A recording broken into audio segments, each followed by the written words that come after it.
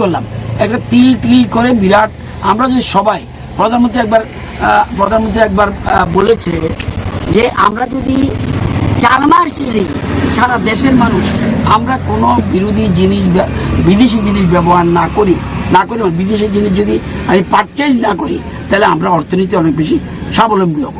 সেরকম আমরা যদি সবাই কিছু না কিছু, আমি না শুধু জনপ্রতিনিধি না, আমি যদি আমারটা না করি, নিজের আচরিক ধর্ম পড়ারে শেখায়। আগে আমি নিজে করতে হবে, তারপরে আমার দেখে আরেকজন হতে পারে। আমি তো মনে করি আজকে তো আমাদের এখানে 2 জন জনপ্রতিনিধি আমার সাথে সাইকেলে কিছু ঘুরেছে, সাইকেল করে তাদের কাজ করেছে।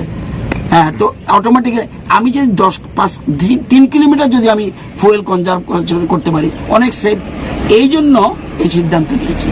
এই গাড়িটা, এই অটো গাড়িটা যেহেতু গাড়ি পাওয়া সাপেক্ষে 2 দিনের জন্য নিয়েছি, তো আপাতত 2 দিন করি, তারপরে একটা স্থায়ী ব্যবস্থা করতে হবে। তো আমি মোটামুটি সিদ্ধান্ত নিয়েছি। এসকর্ট তো আমি 2টো নেবই না। যদি তারা, ডিজিপি আমাকে বলছে স্যার এরম তো আমরা ছাড়বো না আপনাকে, সেটা আপনাদের ব্যাপার, কিন্তু আমি নেব না। আর 2 নম্বর, আর গাড়ি যত কম ব্যবহার করা যায় ভালো।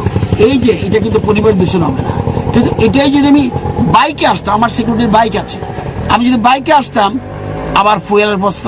সেই জন্য ফুয়েল কনজারভেশনের জন্য মূল উদ্দেশ্য যে ডাক দিয়েছে, সেটাই আমি আজকে করলাম। সেই গত 3 দিন করলাম, একটা তিল তিল করে বিরাট। আমরা যদি সবাই, প্রধানমন্ত্রী একবার বলেছে যে আমরা যদি 4 মাস যদি সারা দেশের মানুষ আমরা কোনো বিদেশি জিনিস ব্যবহার না করি বিদেশি জিনিস যদি আমি পারচেজ না করি, তাহলে আমরা অর্থনীতি অনেক বেশি স্বাবলম্বী হব। সেরকম আমরা যদি সবাই কিছু না কিছু, আমি না শুধু জনপ্রতিনিধি না, আমি যদি আমারটা না করি, নিজের আচরিক ধর্ম পড়ারে শেখায়। আগে আমি নিজে করতে হবে, তারপরে আমার দেখে আরেকজন হতে পারে। আমি